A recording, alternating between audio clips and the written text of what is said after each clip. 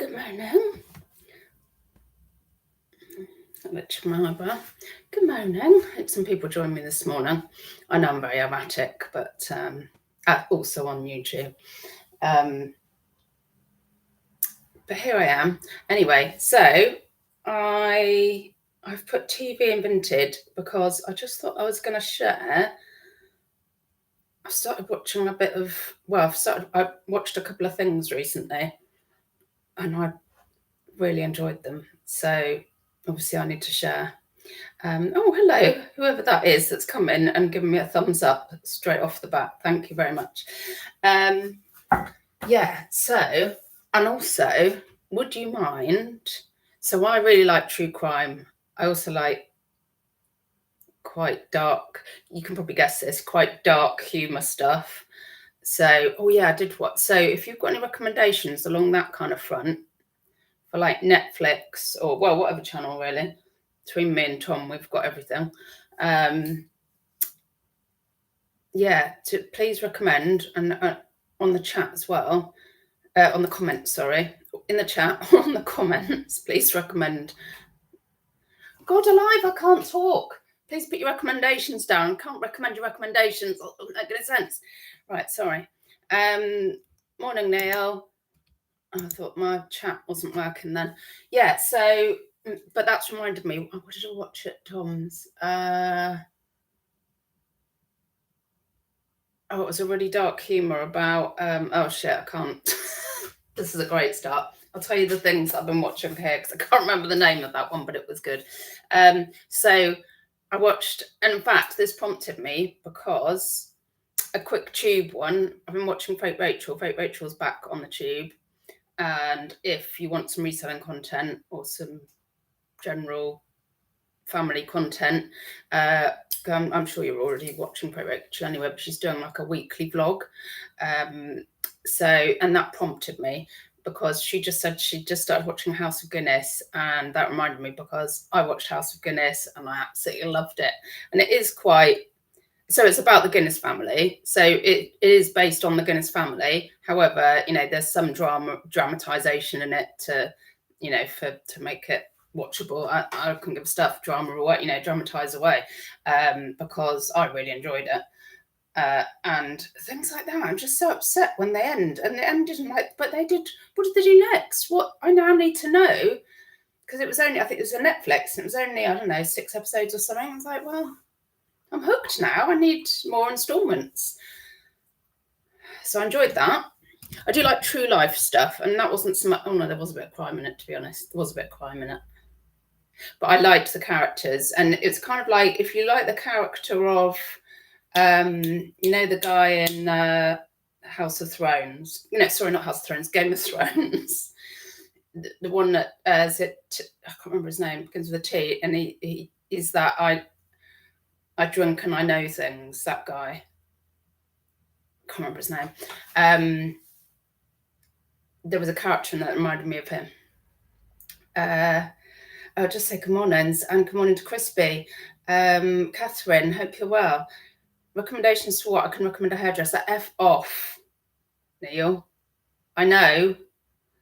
I've got my clippers, but I'm banned at the moment. Not banned, but everybody's just like, oh, don't sign it off again. So I'm not shaving at the moment. Just deal with it.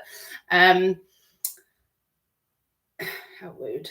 Kaz, good morning. Nice to see you, Shelley. Nice to see you.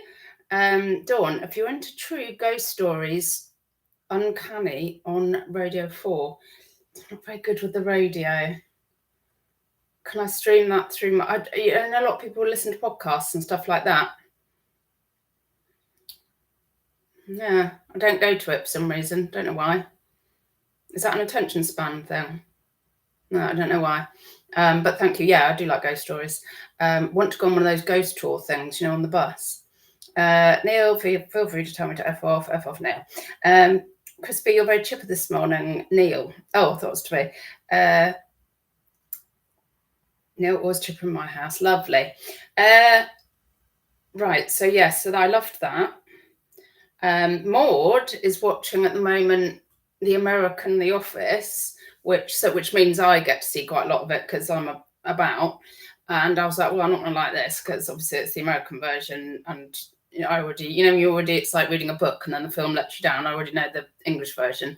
But it has got the guy from Anchorman in it and the lady, I don't know the names, but the guy and one of the guys and the name from Anchorman who, the guy I Love Lamp, they're in it. And actually it's quite watchable if you want something just a name to watch. But the thing that, the most recent, which I finished last night, on the true crime front, the story of Ed Gein. And I hadn't heard of him.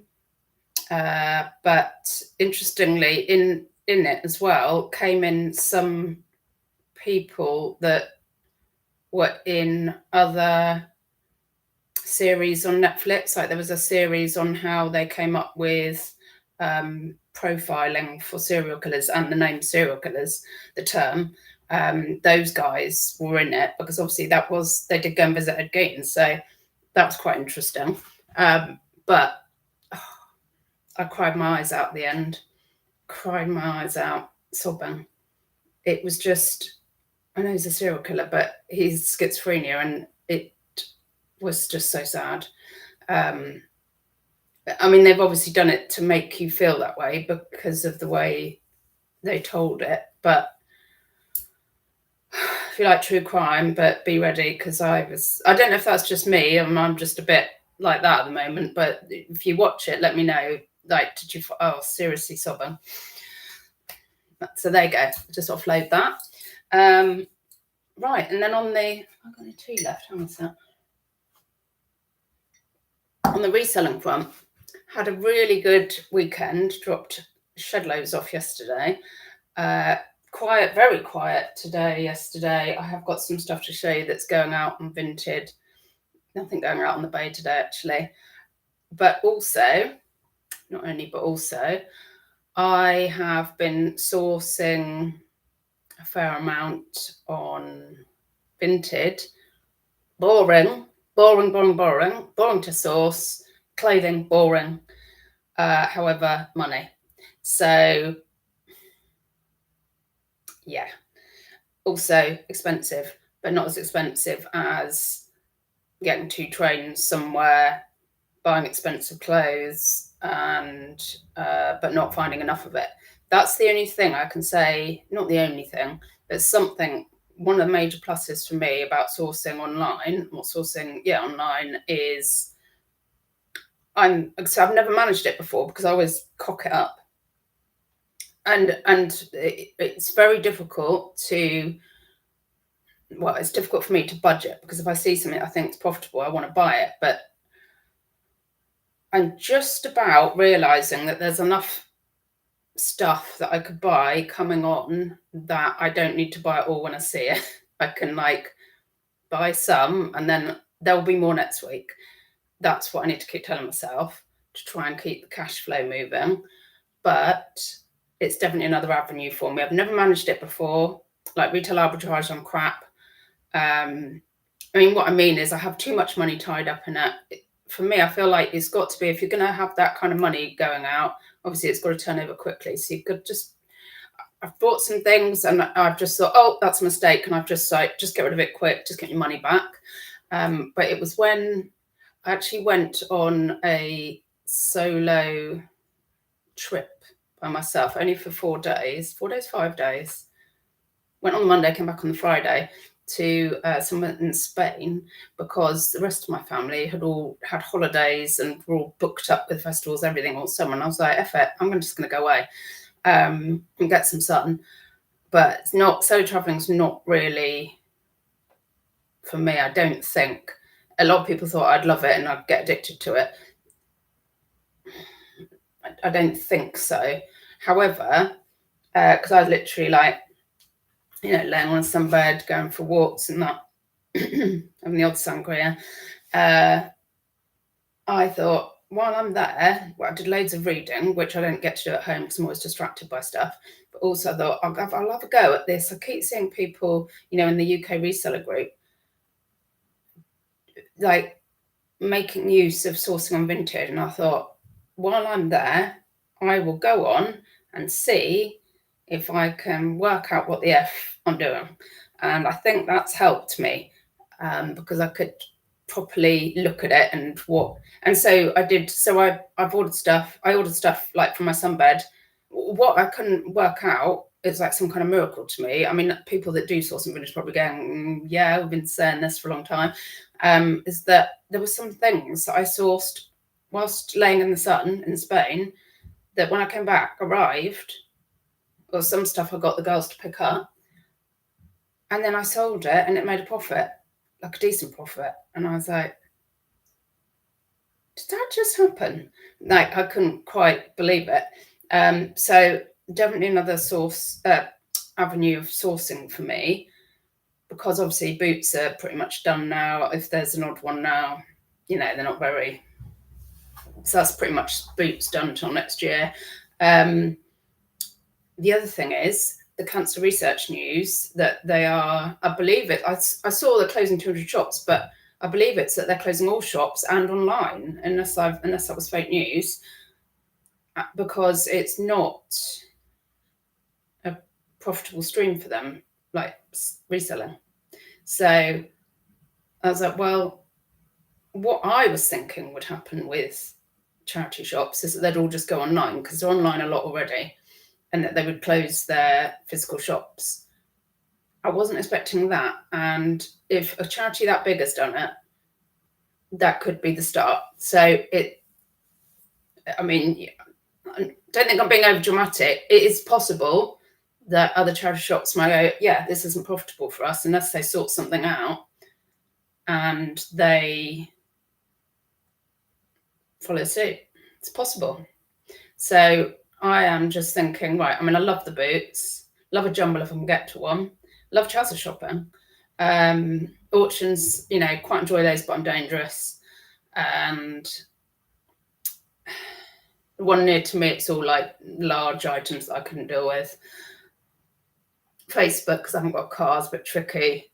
So it's good for me to have another avenue that I can source. But yeah, one of the best things for me is it's more consistent. I can find stuff every day, whereas I'm finding a lot. I can go to another town, I can do 4 buses and find 0 items. And that, I've wasted a day, but also it's mentally, harsh, and then you still got to find stock. So they're not reliable for me. Charity shops, they're not consistent.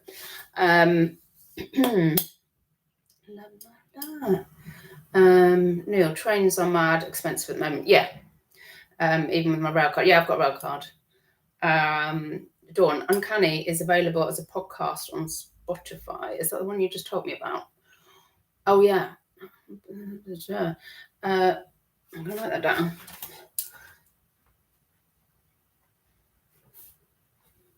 Yeah. So, yeah, what do you think as well about that, cancer research closing down? What do you think is the future of charity shops? I know, Neil, you do a lot of auctions anyway, don't you? And obviously Crispy and Catherine, you are blessed with little village hall sales and jumbles and the stuff of dreams. But yeah, what does everybody else think about, people that source it solely in charity shops? You worried? Like, are you thinking about it? Anyway, right, so I've got a few little bits. I'm going to show you those and then I will skedaddle. So, yeah, only a few bits from yesterday. Picture-y things, really. Little things. So, I sell these just like a little group of little frames. These look like cracker frames, to be honest. This one's quite weighty. Sold for £8. Probably cost me about 50p, 70p or something. It's that sort of stuff that I pick up. This, I'm surprised didn't go quicker. Accepted an offer of a tenner yesterday. I paid 50p or £1. It was 50p, which I'm shocked for, because I'm shocked by, because I was like, oh, Laura Ashley. And it's even got, I'm just looking for the sticker in the lampshades, but it says Laura Ashley in there anyway. Yeah, so bread and butter sales for me. These I put on my Insta yesterday. These were something mad, like 50p for the whole 4. And when I went to pay them, I thought surely he meant 50p each. It was 50p or a pound, and I was like, oh, cool. Yeah, like, gosh, I mean, they are bad. They're proper photos, like Piro style clown photos, but my God, and like they're like, oh, it's like ballet photo. I mean, they are of a time, aren't they? They're very 80s. They sold for 17 or 18 yesterday. I put it on my Insta. But so good profit for those. I love picking up shit like that. Jesus. Because it's just like, oh, look what I've brought home now. Someone's going to love that. Crispy. Cancer Research are closing 90 shops by May the 26th, 100 more by April the 27th, expanding out town shops. Oh, so they're not, so that was fake news that I read then. They're not closing everything. They are just going to do those superstore ones. Okay. It's annoying, isn't it, fake news? Simon, when are charity shops going to realise that they need to focus on turning stock over? Exactly. Instead of trying for eBay prices. Well, and also, if you're going to scoop off everything that's eBayable and only leave non-eBayable stuff in your shops, that's not helping you either. There's got to be a range in there, I think. Our listings got 3.5 million impressions last month. My high street Cancer Research didn't. Yeah, exactly. Yeah. Some of the, well, do you know what I'm overhearing in charity shops now often is, I could get that cheaper on Vinted. When you can buy something online delivered to you cheaper on Vinted than you can from a charity shop, you know? Yeah. And the last thing is this cheap picture, really lightweight. Lady tried to tell me it was oil. I actually had an oil at the car boot in my thing, and so I showed it. She probably thought, oh, F off. I was like, oh, I've got an oil I can show you. I said, this isn't oil. She said, oh, yeah. I said, no, it's not. I said, but I've got one. I'll show you. This is how you can tell. She thought, oh. Anyway, she charged me a £5. It sold for 18. It's the peasant something. Does it say on there? The peasant wedding. I can't remember who did it. I think it does say on there. Does it say on here? That's the back anyway. It's like a board, like print on a board then. Sometimes they've started like, they haven't bothered with this. I mean, it's made to look like an oil, but now sometimes they paint over them, don't they, to make them slightly textured. I mean, yeah. There you go. And I've got some nice big boxes, so jobs are good. Oh, however, it's Yodel door to floor. Luckily, that's got no glass in it to break, but is anybody else having major problems? Like, it's like a toss-up whether they'll turn up or not. So I had a huge box of stuff, like a multi-order, due to be picked up, was it Saturday? They didn't turn up. So, and that's Vinted. And Vinted said you just got to contact the provider or relist it. Thanks, Vinted. So I've contacted Yodel, and apparently I should hear by, I think probably about an hour ago, 24 hours, with a new date.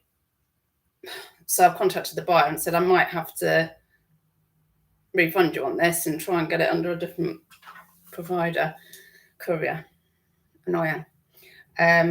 Neil, while most charity shops pay a subsidised rent, I don't think many do now, do they? I think it's quite, isn't it quite, they used to have something like subsidised rates or something, but isn't it quite market rates these days? They do still pay rent, which isn't cheap, despite having a core volunteer staff. Yeah. Oh, yeah, it's expensive. And they also got to pay a manager to be there as well. I'd have thought then I wanted to impart. Oh, yeah. Another thing, though, just while I'm at it, with sourcing online, it's like, for me, it's such a balancing act between me being stressed and bored and also like exhausted and too much time. Sourcing online, it would be quite easy to turn into a bit of a hermit, which sounds delightful in some ways, and then in other ways isn't. So I feel like if I'm going to do a lot of sourcing online, I need to get myself a new routine. Yeah, I feel like at the moment I've got no routine, because usually it'd be like, right, I'm going here on this day, then here on this day. At the moment, I'm just like a bit, yeah, need to sort that out. So yeah, anyway, thanks for joining me. It's that quick one, yeah, 20 minutes. Yeah, have a lovely day. Do give me your recommendations and let me know what you think about the charity shops and where you're sourcing at the moment. And I'll see you sometime. Bye-bye, don't die.